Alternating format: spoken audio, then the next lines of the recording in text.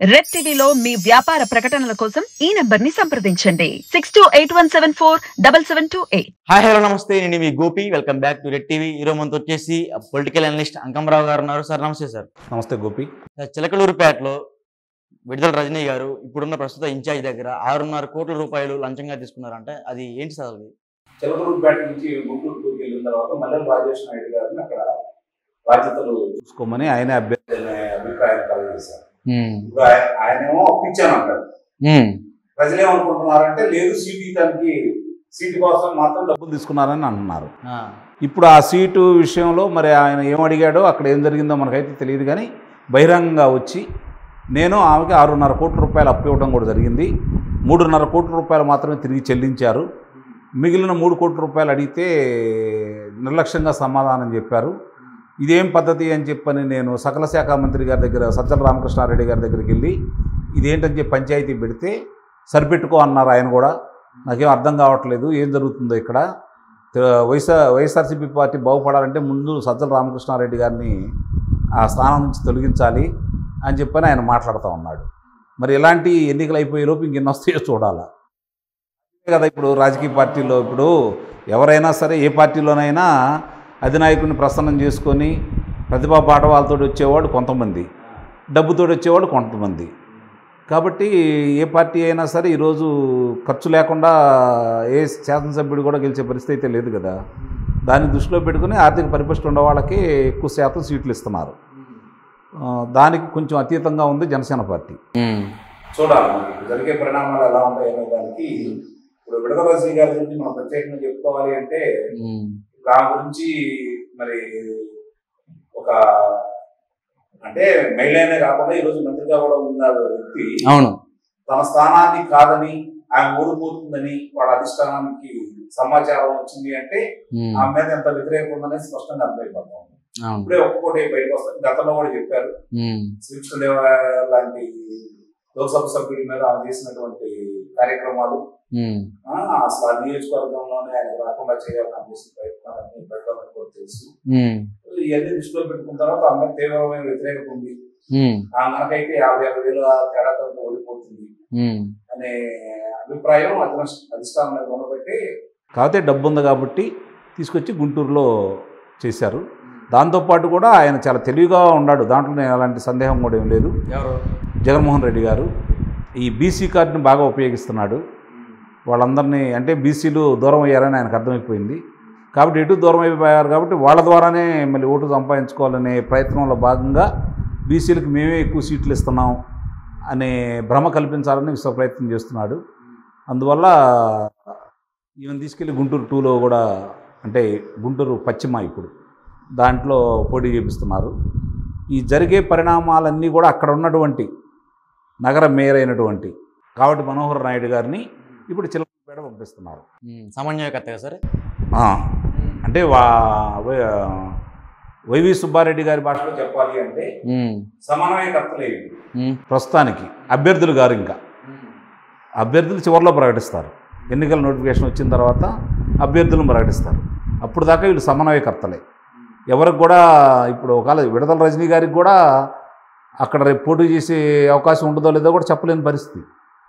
వాళ్ళ అభిప్రాయం ప్రకారం మనం చూసుకుంటా ఉంటే ఎక్కడైనా సరే ప్రజాభిప్రాయం వ్యతిరేకంగా ఉంటే తొలగిస్తామని చెబుతున్నారు కదా, వాళ్ళే చెబుతున్నారు కదా.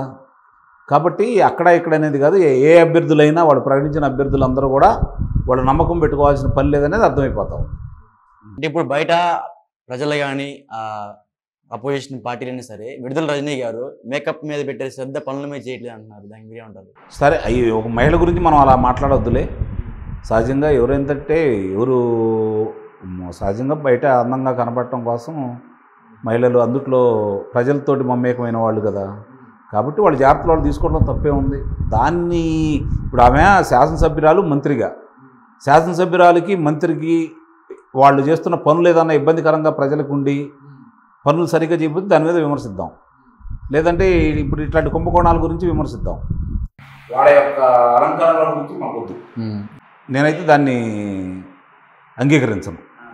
అంటే ఈమె చర్యలు చేపట్టిన తర్వాత గుంటూరు జీజీహెచ్ హాస్పిటల్లో ఎటువంటి సరైన సదుపాయాలు లేకుండా ఒక ఇద్దరు వ్యక్తులు అయితే చనిపోయారు. దీనికి మీరేమంటారు? అంటే ఆమె వల్ల అయితే కాదుగా, అంటే ఏమా ఆరోగ్య శాఖ మంత్రి అంటే అది చూసుకోవాల్సిన బాధ్యత అనేది అక్కడ మున్సిపల్ శాఖ వాళ్ళకు ఉంటుంది. అంటే నగరానికి సంబంధించి నగర మేయరు, ఎవరైతే కమిషనర్ ఉంటారో వాళ్ళు, నగరపాలక సిబ్బంది వాళ్ళ ఆధ్వర్యంలో జరగాలి ఏదైనా సరే. అన్నిటికీ మంత్రుల్ని ముఖ్యమంత్రుల్ని బాధ్యత చేయలేము.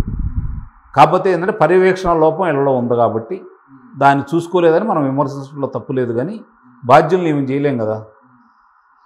అంటే అందరు రాజకీయ పార్టీలాగా మనం కూడా మాట్లాడుకోకూడదు. గుంటూరులో పోటీ చేసే సిద్ధంగా ఉన్న సమయంలో కుర్రోళ్ళకి ఆమె పక్కన తిరగడానికి కుర్రోళ్ళకి 100 బుల్లెట్లు బండి దింపిందంట నైట్. గతంలో కూడా అన్నారు, పత్తిపాడులో పోటీ చేస్తున్నప్పుడు, చిలకూరుపేటలో పోటీ చేస్తున్నప్పుడు కూడా పత్తిపాడు పుల్లారావు గారి మీద అప్పుడు కూడా అన్నారు. అంటే ఆర్థికంగా గట్టిగా ఉన్న మనిషి కాబట్టి ఇస్తే తప్పే ఉంటుంది. ఎన్నికల తర్వాత కదా ఏదైనా ఇట్లాంటివి పెంచితే చర్యలు తీసుకుంటారు. ముందు ఇస్తే వచ్చిన నష్టం అయితే ఏం లేదుగా. ఇష్టం అంటే సార్ ఇప్పుడు బహిరంగంగా పనిచేస్తున్నారు కదా, తప్పే ఉందండి. ఎవరు పంచట్లేదు, ఎవరు పంచట్లేదు. కాకపోతే ఎందుకంటున్నానంటే ఈ మాట, కేంద్రానికి సంబంధించి దీని మీద ఎలక్షన్ కమిషను దృష్టి పెట్టాల, ఆదాయ పన్ను శాఖ వాళ్ళు కూడా దృష్టి పెట్టాల. నిస్సందేహంగా మీరు అన్నది మంచి మాటే, దాని చర్యలు కూడా తీసుకోవాలి. ఎందుకంటే డబ్బుల్ని విచ్చలవిడిగా పంచుతున్నారు, కానుకలు కూడా ఇస్తున్నారు కాబట్టి దాని మీద చర్య తీసుకోవాలి. అసలు ఈ డబ్బులు ఎక్కడి నుంచి వచ్చినాయి అనే దాని మీద ఈడీ వాళ్ళు తీసుకోవాలి. కానీ అలాంటి చర్యలు తీసుకోవట్లేదు కదా. ఇప్పుడు విమలారెడ్డి గారు ఉన్నారు, జగన్మోహన్ రెడ్డి గారి మేనత్త గారు. ఆమె మొన్న అరకులో ఒక్కొక్కళ్ళకి ఏ విధంగా డబ్బులు పంచింది, అందరినీ కూర్చోబెట్టి, పాస్టర్లు అందరినీ కూర్చోబెట్టి మన మతపరంగా జగన్మోహన్ రెడ్డి గారిని గెలిపించుకోవాలని చెప్పని ఆమె, ఇటు వచ్చేతలకి జోగి రమేష్ గారు మంత్రి గారు, అలాగే చంద్రశేఖర్ రెడ్డి గారు కాకినాడ, దూరంపూడి చంద్రశేఖర్ రెడ్డి గారు, వీళ్ళందరూ కూడా చర్చిల్లోకి వెళ్ళి విస్తృతంగా మాట్లాడుతూ మీరందరూ ఇలా చేయాలని చెప్పి మతపరంగా కూడా ఓట్లు అడుగుతున్నారు కదా. కాబట్టి వాళ్ళందరినీ కూడా అనర్హులుగా ప్రకటించాలి కదా ముందు. అలాంటి చర్యలు తీసుకోవట్లేదు కాబట్టి నేను ఇవన్నీ పెద్దగా పట్టించుకోవాల్సిన అవసరం లేదు అంటున్నాను. వాస్తవంగా అయితే ఇవన్నీ కూడా తప్పే. కానీ వాళ్ళు కేంద్ర ఎన్నికల సంఘం కావచ్చు, ఆదాయ పన్ను శాఖ వాళ్ళు కావచ్చు, దీని మీద కఠిన నిర్ణయాలు తీసుకొని అసలు ఈ డబ్బులన్నీ ఎక్కడి ఇన్ని కోట్ల రూపాయలు, ఇప్పుడు 6.5 కోట్ల రూపాయలు అన్నారు. 6.5 కోట్ల రూపాయలు అవి నల్లధనం కింద లెక్క కదా. దాని మీద విచారణ చేయాలి కదా, ఎక్కడి నుంచి వచ్చినాయి ఏంటి ఏందనేది. అది ఆదాయ పన్ను శాఖ వాళ్ళు కావచ్చు, ఎన్నికల కమిషన్ కావచ్చు, దేనికి సొమ్ముటోగా తీసుకోకుండా వాళ్ళు ఇప్పుడు దాకా ఉన్నారనేది నా ప్రశ్న. వాళ్ళు దాన్ని కనుక తీవ్రంగా పరిగణించేసి సుమోటాగా తీసుకొని విచారణ జరిపితే వీటన్నిటికీ అడ్డుకట్ట పట్టడానికి అవకాశం ఉంటుంది. అంటే గుంటూరులో విడుదల రజనీ గారు ఒక కానుకలు అయితే పంపిణీ చేస్తున్నారంట. ఒక చిన్న బాక్స్లో ఒక క్వార్టర్ సీసా, ఒక 3,000 రూపాయల డబ్బులు, మిక్చర్ ప్యాకెట్లు ఇవన్నీ పెట్టి పంపిణీ చేస్తున్నారంట. దీనికి మీరేమంటారు? పానీలేండి, ఎదుగు దోచుకున్న సొమ్ము కొంత అయినా ప్రజలకు చేరుతుందని చెప్పని అనుకోవాలి మనం, అంతకంటే వేరే ఏం లేదు. ఎటు ఓడిపోతున్నారు కాబట్టి దోచుకున్న సొమ్ము కొంత అయినా సరే ప్రజలకి అందుతుందని చెప్పి భావించాలి. ఫైనల్గా గుంటూరులో గెలుస్తారంటారు విడుదల రజనీ గారు? నాకు తెలిసినంత వరకు ఇప్పుడు ఆంధ్ర రాష్ట్రం మొత్తం మీద 175 శాసనసభ స్థానాల్లో, 25 లోక్సభ స్థానాల్లో బొటాబొటీగా 1 కానీ 2 కానీ లోక్సభ స్థానాలు, 9 లోపు శాసనసభ స్థానాలు, 9 లోపు రాసి పెట్టుకోండి మీరు, 9 లోపు శాసనసభ స్థానాలు వైఎస్ఆర్సీపీ పార్టీ గెలుచుకోబోతుంది. కూటమి విజయ దుందుబి మామూలుగా ఉండదు. Thank you sir.